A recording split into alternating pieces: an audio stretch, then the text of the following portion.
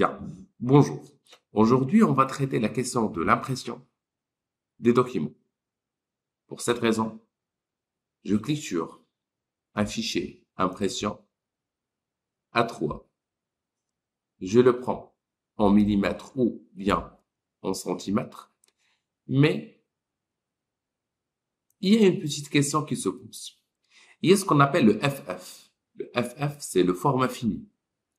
Aussi, il y a le FPI, le format de papier imprimé. Je vous explique. Supposons que, finalement, je veux obtenir un FF égale à A3. Je veux format fini A3. C'est-à-dire que je ne peux pas travailler sur A3 directement. Il me faut une taille ou format plus grande que A3. Pour cette raison, je peux utiliser le format A3+, ou A3++. Mais A3+, et A3++, ce sont vraiment pas des formats ISO. C'est-à-dire, quand on dit par exemple A4, c'est parmi les tailles au format ISO. C'est 21 sur 29,7. On est d'accord? Format A3, c'est 297 sur 420. C'est format ISO. Elle est reconnue à l'échelle mondiale. Par contre, A3+, c'est selon l'imprimeur. C'est selon l'imprimeur. Elle est supérieure à cette taille de 297 sur 420. C'est pour cela que je vais vous donner le minimum que j'ai trouvé dans le marché. C'est 310 sur 450 millimètres. Je clique sur créer. Comme vous voyez, c'est le format portrait, annulé, fichier nouveau, impression A3. Ce que je veux cette fois, c'est l'orientation paysage. OK? Donc, je commence avec 450 sur 310. Je clique sur créer. Bien. Attention, dès la première étape, je clique ici, s'il vous plaît, pour choisir que je veux travailler en mode CMG. Dans la palette des couleurs, j'ai choisi que je veux travailler en mode CMG. Bien. L'étape suivante, je vais tout simplement créer un rectangle. Comme vous savez, il y a deux types de création. Soit je dessine, CTRL-Z, soit je clique. Je clique pour créer le premier rectangle, sachant que je travaille avec le millimètre. Je vais mentionner que je veux 420 sur 297 millimètres. Voilà un petit rectangle qui symbolise le plan de travail FF, ou bien le format fini. Bien, la première des choses que je veux faire, je vais bien essayer de l'aligner. Pour cette raison, je clique sur aligner dans le sens horizontal et aligner dans le sens vertical. Maintenant, elle est alignée. Je peux désactiver bien sûr son fond. Je clique sur effet, trait de coupe.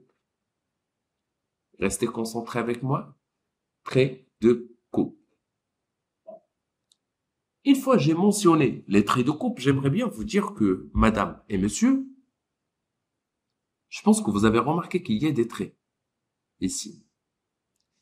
Les traits, ils nous permettent tout simplement de découper notre document chez l'imprimeur. Il va faire un découpe selon les traits de coupe que vous voyez. Attendez, comme vous savez, c'est un format ouvert A3. J'explique. Restez avec moi une petite seconde. Une fois on a expliqué un peu le concept du taille fermée et ouverte, j'aimerais bien vous dire aussi que je peux sélectionner mon document et je vais bien essayer de déplacer les traits de coupe. Et vous allez voir que c'est impossible. Une fois que je déplace mon objet, ou cette forme, je déplace aussi les traits de coupe.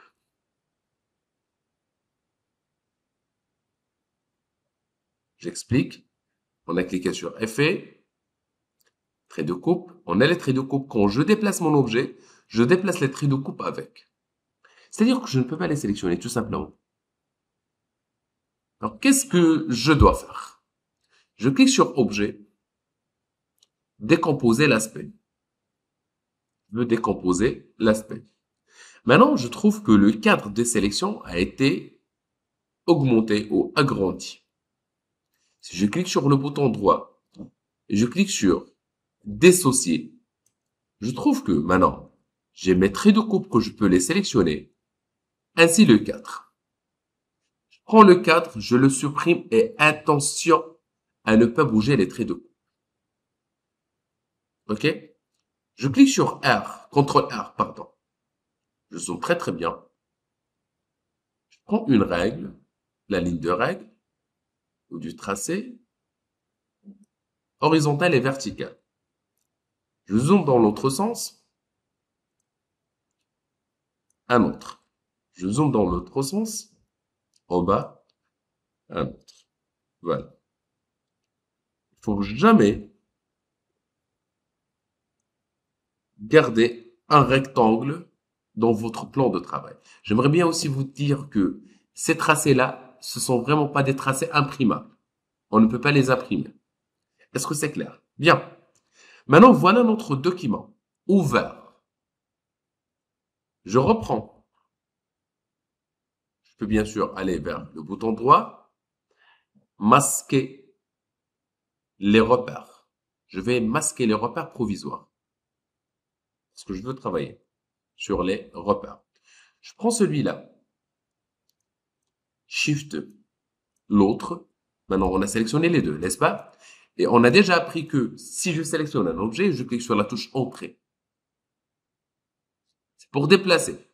Et quand vous savez, la moitié de 420, c'est 210. Je travaille en millimètres. N'est-ce pas? Vertical 0. Et je clique sur Copier. Maintenant, les traits de coupe ici sont dans le milieu. Vous êtes d'accord avec moi? Bien. Mais, je vous explique un petit mais. Ces traits de coupe-là, une fois l'agent de massicotte observe ces traits de coupe, il va découper. Attention, attention, attention. Il va découper recta. Donc, fais attention. Qu'est-ce que je dois faire?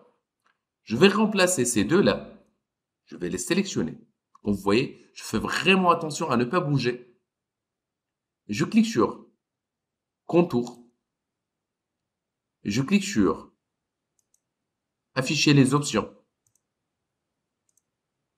Je clique sur Pointuer.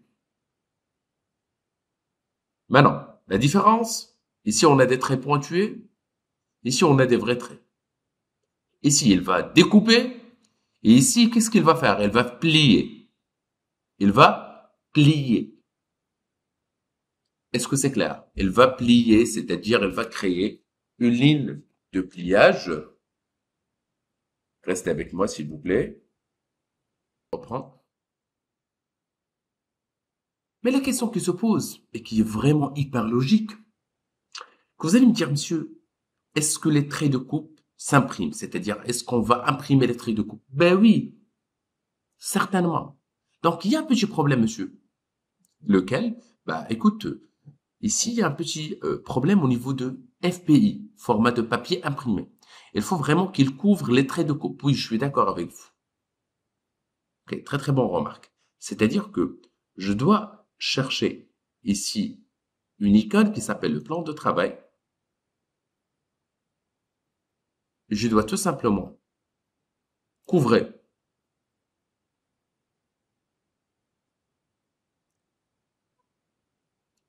mes traits de coupe, surtout les traits de pliage.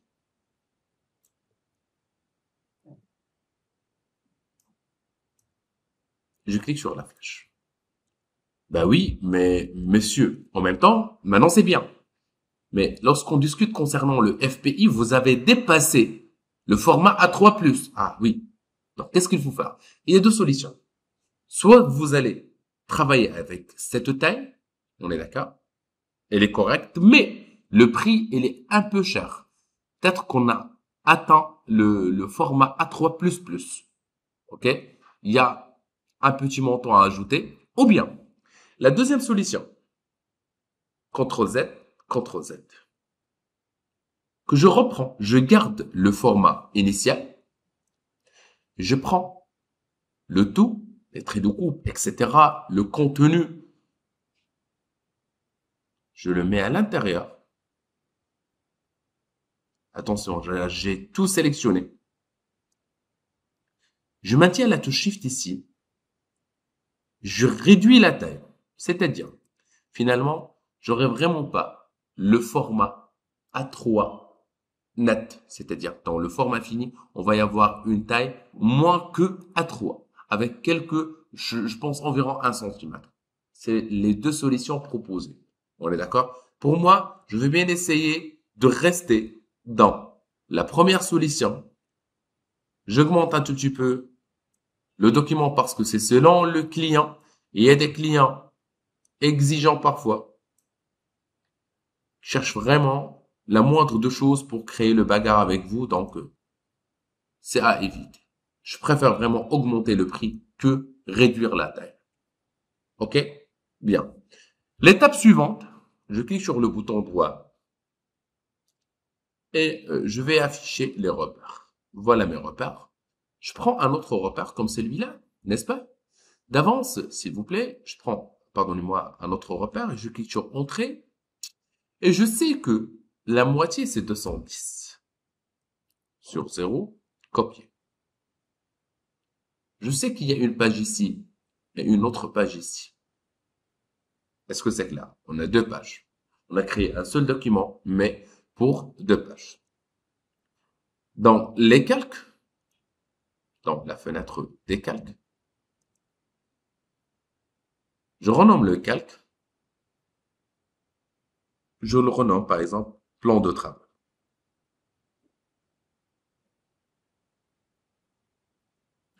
Un plan de travail. Un plan de travail avec les traits de coupe, etc. Et en même temps, je vais le verrouiller. Pour ne plus bouger mon plan de travail. Je ne veux vraiment pas y avoir du risque. Je vais créer un nouveau calque. Un nouveau calque. Je le renomme, par exemple, 1/4. C'est la page 1 et 4. Je crée un autre qui s'appelle 2/3. Et je vous explique.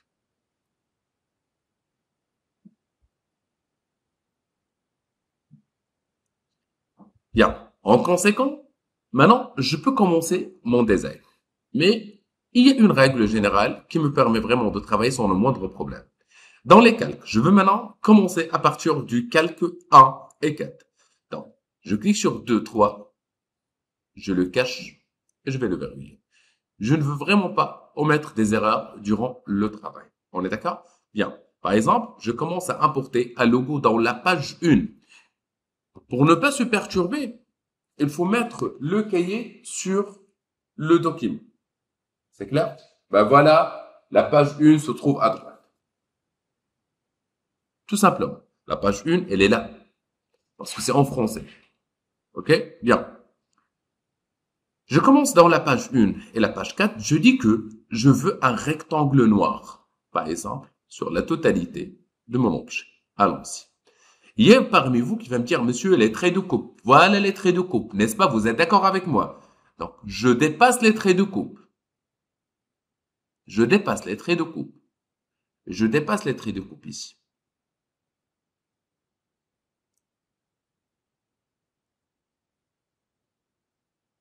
Pas de contour. Et ben voilà. Monsieur, mais pourquoi on dépasse? Ben c'est simple. Si je dépasse mes traits de coupe, c'est-à-dire que si je zoome très très bien, je clique sur le bouton droit, masquer une deuxième fois les repères, je trouve qu'il y a des repères. L'agent de Massicotte va découper cette partie et on va y avoir un chute, ce qu'on appelle les chutes. Par contre, supposons que je suis pas le genre qui vient de travailler avec cette technique et veut la mettre ici. Ici, monsieur et madame, il y a un risque. Il va découper, oui, mais il va y avoir du blanc, ce qu'on appelle un blanc perdu. Et je pense que vous avez déjà remarqué des supports de communication qui portent le blanc du papier à l'intérieur. Je vais essayer de trouver un échantillon qui contient de l'erreur. On est d'accord? Donc, s'il vous plaît, je vous conseille à ne pas faire cette opération. Donc, il faut toujours déborder, ce qu'on appelle un débord. Ce qu'on appelle un débord. Et j'ai créé un débord dans l'axe des X et un débord dans l'axe des Y. Bouton droit, afficher les repères. Je travaille toujours, écoute-moi madame et monsieur, dans la fenêtre, dans le calque 1 et 4. Je ramène par exemple un logo, c'est juste pour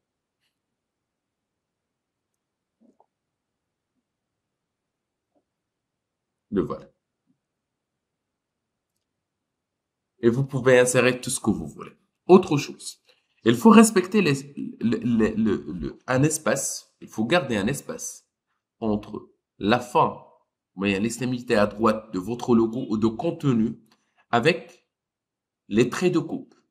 Il faut jamais mettre un objet comme ça. C'est trop risqué.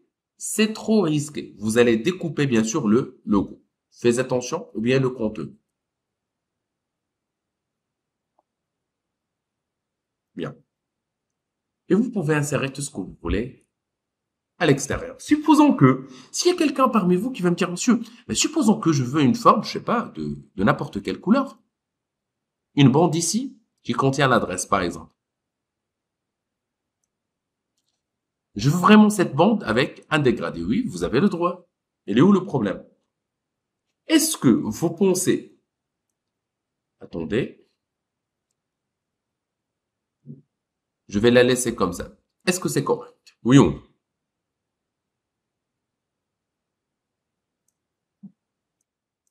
Exactement. Donc, on va déborder un tout petit peu. On va dépasser le trait de coupe qui se trouve ici et un tout petit peu le trait de coupe qui se trouve ici. Et il va découper à travers cette partie. Et on va y avoir un chute à l'extérieur, vraiment, qui va ne causer aucun problème. Par contre, dans le milieu, s'il vous plaît, là, il faut faire attention. Il faut vraiment qu'il soit juste sur le repère. On est d'accord? Parce qu'ici, on n'a pas, on va faire surtout pas un découpe, mais un pliage. On va plier. Est-ce que c'est clair? Et je continue le travail sans le moindre problème. Allons-y, par exemple, une fois que vous terminez l'importation des photos, etc., des objets, le logo, le texte, on passe vers 2 et 4. 2 et 4. Allons-y, 2 et 4. Je cache celui-là et je peux en même temps le verrouiller. Je travaille dans 2 et 4. Sans le moindre problème, allons-y. Je prends par exemple, je sais pas, écoute, un texte. Beaucoup de texte. Ici ou ici. La première remarque que vous allez me dire, monsieur, attention, il y a le texte qui est devant les traits de coupe. On va y avoir un sérieux problème. Oui, je suis d'accord avec vous. Donc, qu'est-ce qu'il faut faire? Il faut garder un petit espace de sécurité, ce qu'on appelle un espace de sécurité. Vous pouvez le faire avec les repères, si vous voulez. Si vous voulez faire des repères, ça fait super bien. C'est-à-dire, vous pouvez en même temps sélectionner les repères. Attention, les repères se trouvent dans le plan de travail. Je dois déverrouiller le plan de travail provisoire. Je peux créer des repères. Je clique sur le repère ici. Je clique sur Entrée. Je veux par exemple le 5 mm sur 0. Copier. Je prends l'autre. Entrée. 5 mm. Copier. Je prends l'autre. Tout doucement. Entrée. Moins 5 mm. Copier. Et l'autre aussi, moins 5 mm, copier. Maintenant, dans l'axe des X, j'ai de la sécurité. Je prends l'autre, entrée 0 vers le 5, fais voir. Avec 5 mm, on est d'accord, je clique sur copier dans l'axe des Y et je clique sur entrée. Cette fois, moins 5 mm, et je clique sur copier. C'est-à-dire que, je vous explique, j'ai gardé 5 mm sur 5 mm On est d'accord? Dans l'axe des X et l'axe des Y. Et au milieu aussi. C'est-à-dire, maintenant, si je veux insérer un texte sans le moindre problème, donc je dois verrouiller, s'il vous plaît, le plan de travail. Je retourne vers le calque 2 et 3. Je dois organiser vraiment le travail. Je prends par exemple un texte. Si je veux créer un rectangle de texte, je répète, s'il vous plaît, j'ai sélectionné l'outil texte normal. Je clique sur le premier point de l'intersection vers l'autre point de l'intersection.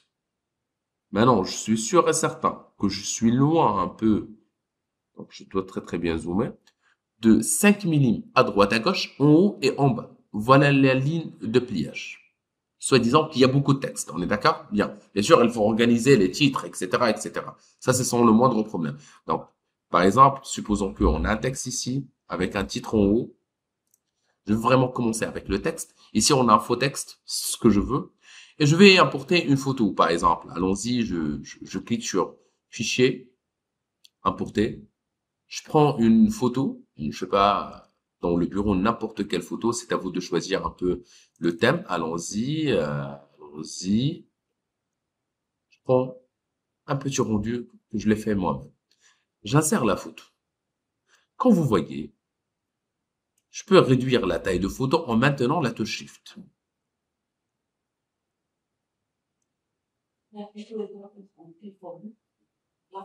JPEG. JPEG, TIFF, si on discute concernant Photoshop, une photo traitée en PSD aussi, c'est possible. Donc, voilà ici, on a une petite photo. Cher monsieur et dame. D'abord, où se trouve-t-elle la photo? Dans la disposition. Est-ce qu'il est en arrière-plan? Actuellement, elle est en arrière-plan. OK? Bouton droit, disposition en premier plan. Il faut mettre une photo en premier plan. Je sélectionne la photo, Shift le texte. Photo, Shift le texte. Les deux deviennent des objets. Je cherche le menu habillage de texte, créer un habillage. Je clique sur OK. Attention, attention, attention. Avant que je clique sur OK, j'aimerais bien que vous visualisez et observez très bien le cadre. Est-ce que j'ai une icône rouge ici, quelque part? En bas. Est-ce que vous voyez? Non. Je clique sur OK. Maintenant, voilà une. On a un habillage. Quand je clique sur la photo, je déplace. Il y a une relation entre le texte et l'image. C'est un habillage. Mais en même temps, j'avais vraiment un grand rectangle de texte. Il y a un texte perdu. Un texte perdu. Donc, qu'est-ce que je dois faire? Il n'y a pas de solution magique. Soit j'agrandis maintenant parce qu'il y a un texte perdu à cause de l'image. Soit je réduis la taille du texte, soit je supprime le texte et je le mets dans l'autre page. Ok, donc c'est pas grave parce que c'est juste un exercice. Par la suite, je mets le titre ici.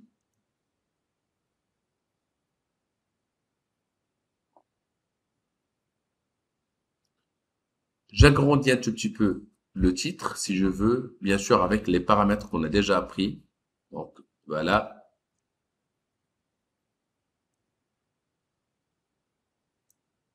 Un titre. Bien sûr, je peux changer la famille de police comme je veux, comme je peux changer la couleur du texte comme je veux. Le voilà. Et ben voilà. Je vous donne le temps pour réfléchir à ce que vous voulez faire dans cet exercice et